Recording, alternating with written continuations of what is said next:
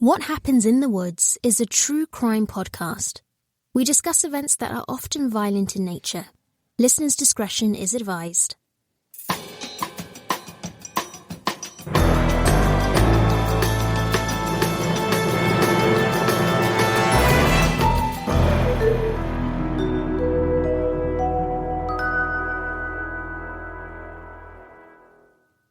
Oh, you didn't go with the special intro that you had for me? You know we're recording, right? I know we're recording. No. Why not? You expressly said you didn't like it. I didn't say that. You did. No, I didn't. No, I didn't like that you kept playing it over and over and over again to taunt me. I wasn't taunting you. You were taunting me. I was trying to get it in your head like a song that was like, and you just start singing it. What the fuck? How's it go again? It goes, what the fuck? hello. Hello. Hi, friends. Oh, welcome to What Happens in the Woods. I'm Jessica, and with me back this week is Brice. Hello. I am back.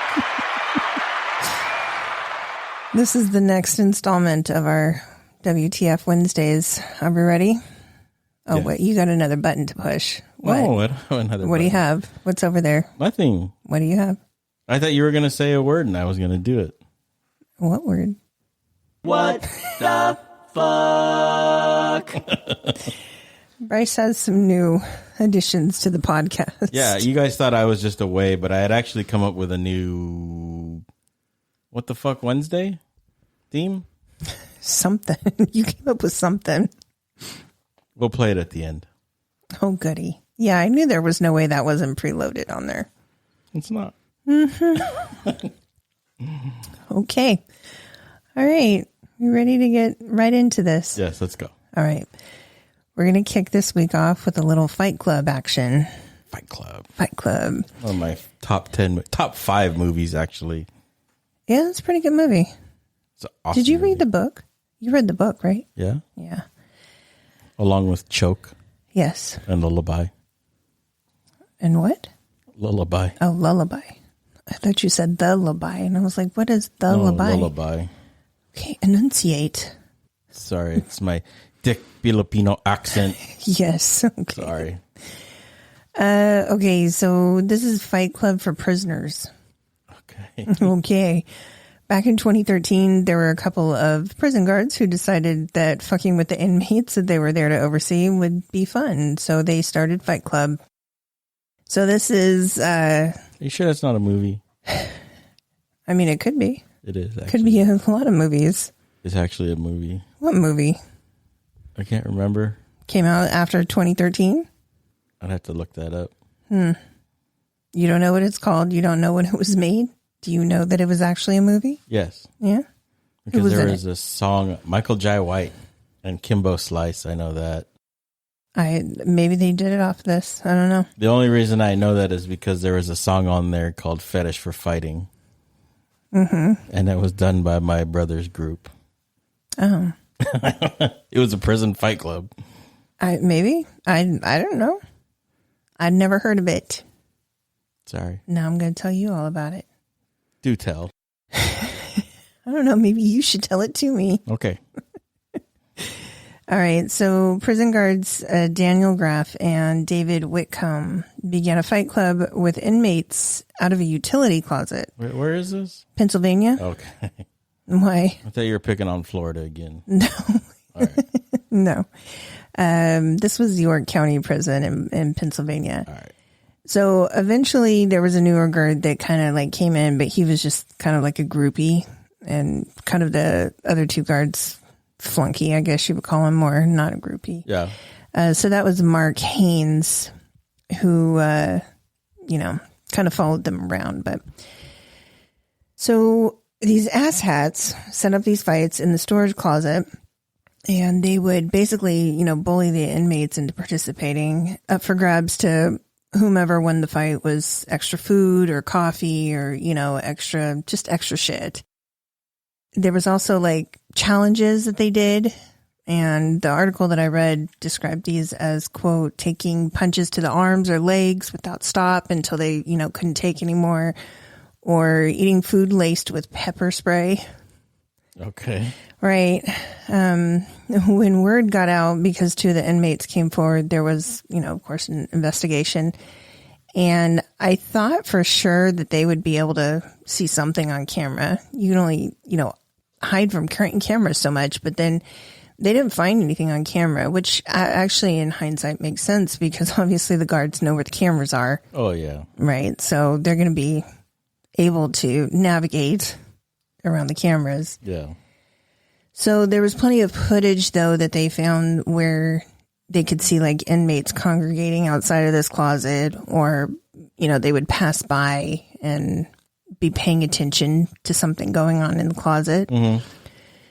So they, in a roundabout way, got some footage. The thing is, these guys really didn't get any trouble for it. What are you going to do? Give them more prison time? No, not the inmates. Oh. I'm talking about the guards. Oh. Yeah. Yeah. I mean, yeah, you would get more prison time. You do wrong in prison, you get more prison time. No, they got off pretty much with some paying minimal fines. One, though, let's see, David Whitcomb paid $500 fine. Daniel Graff, who was considered kind of like the instigator of everything, paid $1,000 fine. Mm. And they had some community service that they served. Didn't lose their jobs, still working.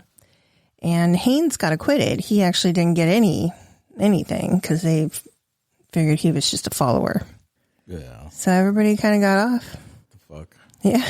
I mean, kind of sucks. I don't know.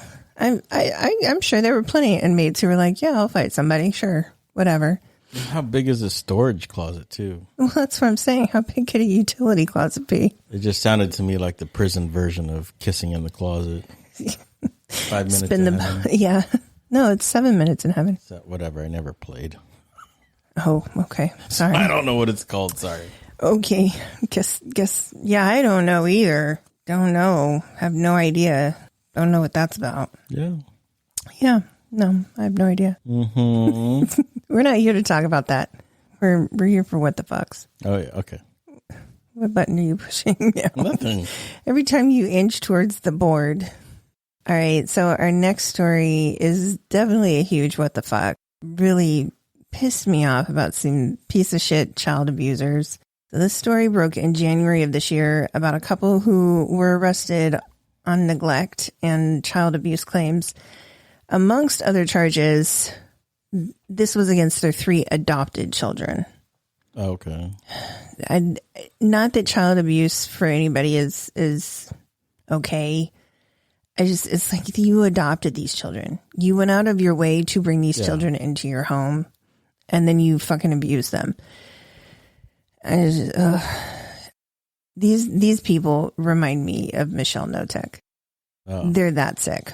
So Jennifer, I think it's Wolfthal, and her husband Joseph are the people being accused of the horrible abuse these kids endured. What is probably one of the most sickening parts of all of this, and mind you, nothing about this is good. Jennifer was a teacher. She was a 4th grade teacher for a number of years. Wow. Yeah. And a children's book author. And the book was about, friends who had a fight and made up. Wow. Yeah. So the children in their care who were adopted in 2014 were all under the age of 11. Due to their age, of course, their identities are being kept from the news outlet. So don't need to know any of their information to know just this is shitty. The couple came under investigation when Joseph took one of the children to the ER on New Year's Day because she was ill. I'm not sure. He kind of says that he did it because he was trying to get the investigation started. Yeah. Yeah, I call bullshit. So she was not just ill, or the child. I'm not sure if it's a she or a he. The child was very sick. The injuries that they had were so bad that they had to move this child to a different facility to be treated. According to the multiple articles and the arrest report, which is a fun read, by the way, this poor child was treated for a staph infection, sepsis, renal and liver failure, open infected wounds on both legs, and pneumonia in both lungs. Well, I mean, were you even paying attention to the kid? Like, and then you have to I don't know, that's fucked up. Yeah, they were paying attention. They were paying too much fucking attention. So the hospital staff, of course, quickly reported this. Good. And, after police and CPS talked to Joseph, of course, he's like I said, it was all Jennifer. And she was even abusing me too. And I couldn't say anything. And, we couldn't get away. And yeah. She's also arrested that night. So I couldn't find exactly what his arrest date. There was some conflicting information, but she got arrested that night based off of what they saw and what he said. Yeah. There were still the 2 children at home. When they got to the house, they had to be brought to the hospital as well because their injuries were not quite as bad, but just as extensive as the little one that was in the hospital. Yeah. So when they finally started to interview the children, because the children needed care first, it took a week or so before they could really get in and talk to the kids. They wanted the kids to heal and, just be safe. Yeah. And they start talking to the kids and they start getting a clearer picture of what was going on. And it comes out that not only would Joseph, he was complacent, essentially, in the abuse. He sometimes participated. They would do things like dumping cold water on the kids before they would go into bed at night, and they would just have a box fan blowing on them to dry them off. They wouldn't have blankets, sheets, nothing like that. It was just a mattress covered with a plastic cover and a pillow. The kids were beaten with something called a whacker, is what the one child described it as. And both of them would take part, they would take turns beating until there was an open wound that was bleeding. The children were kept separated in their rooms. They couldn't interact with each other because their identities are being, closely withheld. Yeah. They kind of refer to them as siblings, and I'm not sure if that's because they actually are all 3 siblings or if they were, considering them adopted children who were siblings. But they weren't allowed to speak with one another. They weren't allowed to get out of the rooms. They didn't interact with any other adults. And they were fed very irregularly. So they were malnourished on top of everything else. Sometimes they wouldn't get, a meal. Sometimes they would only get 2 a day. Sometimes they wouldn't eat until the afternoon, is what the 11-year-old said. Just horrible, shitty people. And what I kept thinking is how do they get away with that? The school system isn't checking in on them. The adoption agency that they went through, nobody's following up. Does nobody follow up with that? They just all right, they're yours. Right. So apparently, because she was a teacher, she could homeschool. Oh. So she said she was homeschooling these kids, and one of them would not have been school age. So 2 of them were being homeschooled. Okay. And they went through a private adoption agency. So basically, once you prove that you can afford to do it, you're good to go. There's really no follow-up there. And I don't think that the state has anything in place to follow up with these parents to make sure that the kids are being taken care of. And don't you think that would have been part of their pre-inspection? Where are their beds? So. Where are they going to sleep? Right. What are the living situation? They each had a room. That's the thing, is what it looks like before they got there and what it looks like now. It's 2 different things. Oh. There's no telling what it looked like before if they had a walkthrough. Yeah. So, that all comes out during the interviews, and they were trying to figure out why are they doing this? The 11-year-old stated that he was made to do regular physical activity and write sentences as punishment for, quote, not being able to stop sinning, end quote. Aren't they all 11-year-olds though? No, it was 11 and then I think 9 and a 3. Okay. Yeah, they were all under the age of 11. Oh, 11 was the oldest age. I got it. Yeah. So that's why I said 2 of them were school age. One of them I don't think was school age. I believe they had a 3-year-old. So the couple faces charges of aggravated child abuse, child neglect with great bodily harm, and false imprisonment for each of the children because they were locked in their rooms every night. And originally, Jennifer had been released from jail, which you arrest her for child neglect and then she gets released. Did she get released with the kids? No, the kids are basically, well, the one is still in the hospital because the one was in ICU. Yeah. And then the two, when they were released from the hospital for care, they got sent to basically like a safe house for children. And they're still there. They're going to stay there for a while. So, yeah. So Jennifer was originally arrested, and then they added the false imprisonment charges. Yeah. She was rearrested and is being held without bail. Joseph was released on $45,000 bail just days after his arrest. He made bail. And apparently the couple is now going through a divorce, and Joseph is asking for custody of the children. If there was ever a what the fuck, this is it. Yeah, and if he gets it, that'll be an even bigger what the fuck. You know what I mean? Just It would be a huge miscarriage of justice. Yeah, these poor kids. It's fucking ridiculous. You think you found your forever home, and, you know, this poor 3-year-old doesn't even know anything different. It's absolutely horrific. I hope and wish the worst for them, for those people. Yeah, they can burn in hell.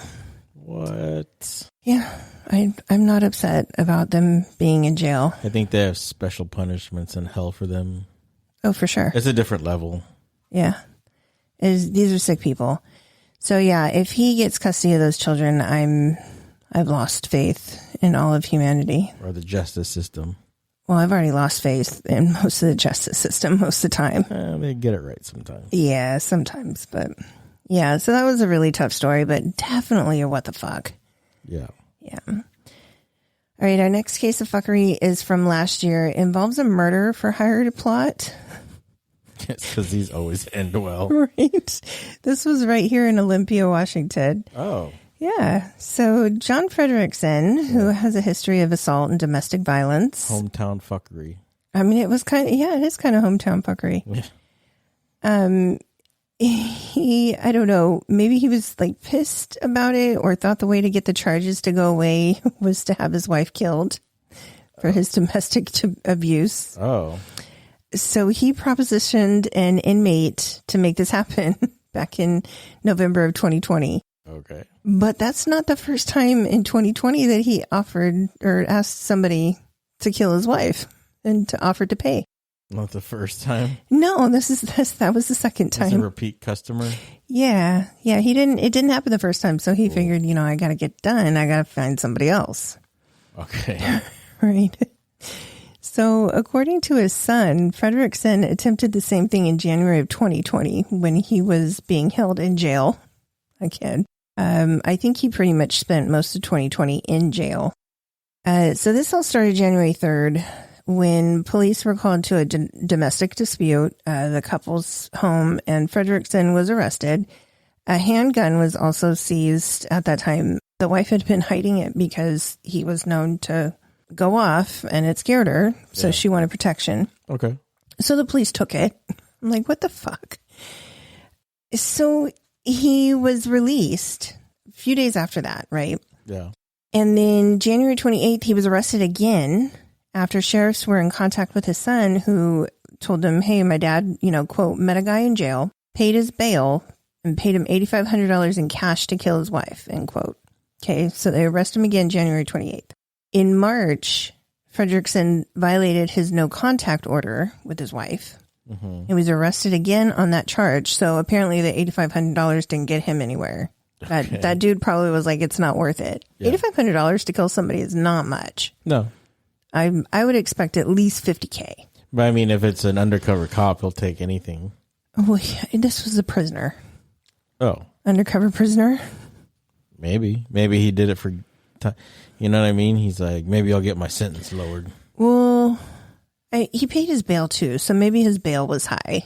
Maybe. I mean, out is out, I guess, if you're a prisoner. But yeah, so, but he didn't do anything with he took that $8,500 and God knows what he did with it. So yeah, he violates his no contact order. He's arrested again on that charge, along with felony harassment. So this time he was held on $10,000 bail. And he was awaiting trial in November when these new allegations of murder for hire came out. So the inmate that he propositioned in November ratted him out. And the inmate quoted him between $15,000 and $20,000 to kill his wife. Still, I feel like that's lowballing. Yeah. But, whatever. So he says, yeah, I'll pay it. The inmate who he talked to said he wouldn't have gone along with it, but he did know some people who could make it happen. But I wasn't going to do it, man. Yeah, right. I wasn't going to do it. So this little stunt upped the bail to $5 million. So Fredrickson is currently being held in the Thurston County Jail. As of the recording, as of this recording is this time, he's being held on charges of criminal solicitation of first-degree murder. He's not making bail. No? No. No bail? No bail. Yeah, so we'll see where that one leads. All right, so our last case of fuckery is out of Eastern Washington. And this is a small community of Othello where an abandoned car was found with the remains of 2 human bodies that were dismembered. This was just last month in January. There's been a lot of fuckery that's happened. Did you hear about this one? No. Oh, okay. So the suspect is Mauricio Nava. I'm going to murder this name. Mauricio Nava Garibe. He was arrested on Thursday, January 28th.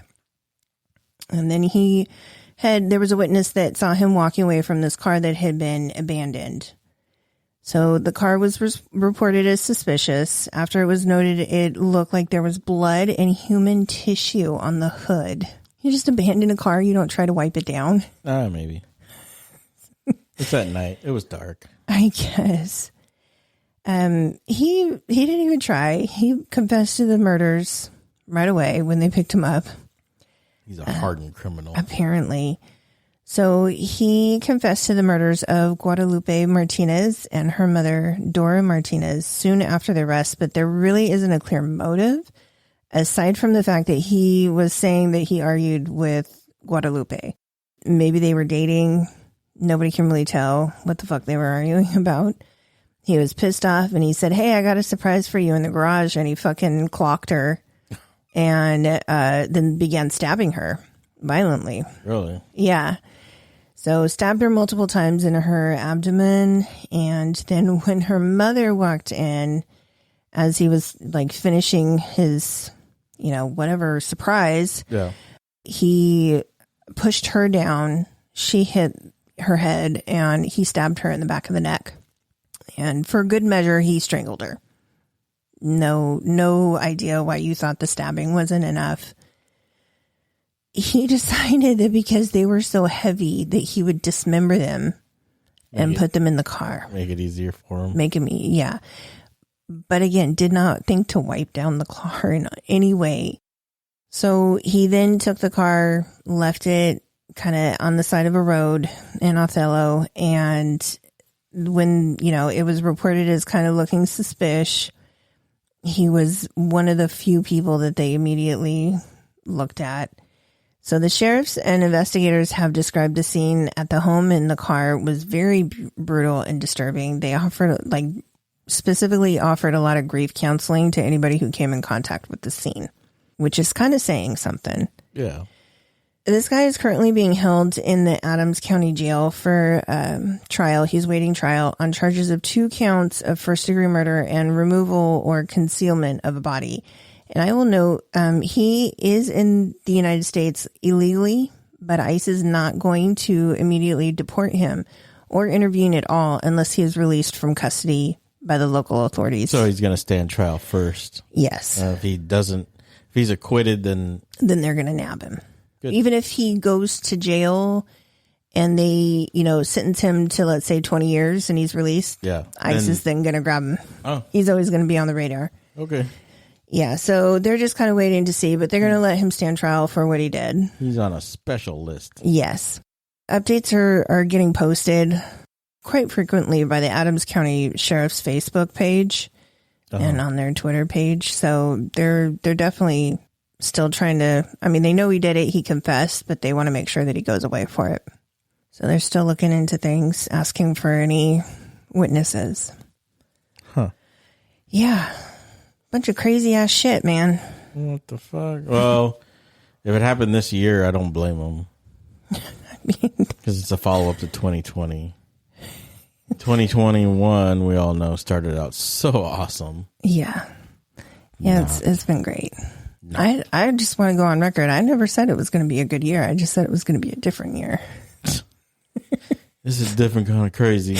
It's a continuation of the crazy. I guess. Well, I mean, things don't go away just by the clock turning from 12 midnight to 12:01 a.m. Yes, they do. That's when I start all my diets and my workout routines. That's what makes it different. What is that about people? Why do they think that? I don't know. New year, new start. I've never started anything and finished it in a New Year resolution. Of course not. Ever. Never. All right. We have a little business to go over. Business before we go. So as everybody knows, or I hope everybody knows, we celebrated our 1 year anniversary of the podcast. We had a little giveaway for our listeners. Yeah. Brice graciously upped that from $20 to $50 each. Why not? So we've got the winners to announce. Are you ready? I'm ready. Okay. I don't have a drum roll, sorry. Fail. You can make one with your mouth. You can't do pitch perfect? No. Oh, okay. All right. So the first winner we picked from the season 1 recap, the phrase was podcast puppies. Yay, podcast puppies. Yay. And that is Adina. I think it's Sipos. So Adina Sipos. Sipos. I'm sorry if I'm mispronouncing your name. You should know by now I do not pronounce names very well. And then the winner of the second gift card from the second season recap is Brio Season 07. So Brio Season 07. And that code word was sweet. Sweet. I can't say it like you do. Sweet. Sweet. Yeah. I don't have it. I'll leave you that. That could be your own thing. I don't need to be involved. Okay. Okay. All right. So congrats to the winners. Yay. You just did the 2-year-old little clap. Yay. Yay. I was going to try a golf clap, but. Oh. Well, that's lost on people. We're not on video. I know. All right. Well, we will be in touch with the winners so that you guys can send us your emails so we can email those gift cards to you. And for now, we'll sign off. We've had fun this What the Fuck. You guys take care. We'll see you next time. Bye. Bye.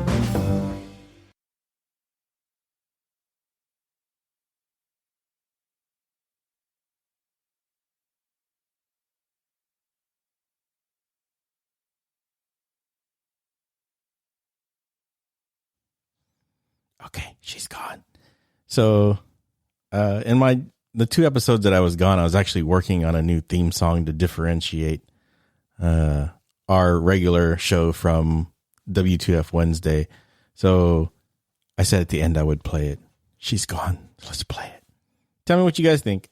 Welcome to WTF Wednesday, half an hour of true crime stories. It's the finest in fuckery. Now here is your host, Jess, with true crime stories that'll make you say, what the fuck?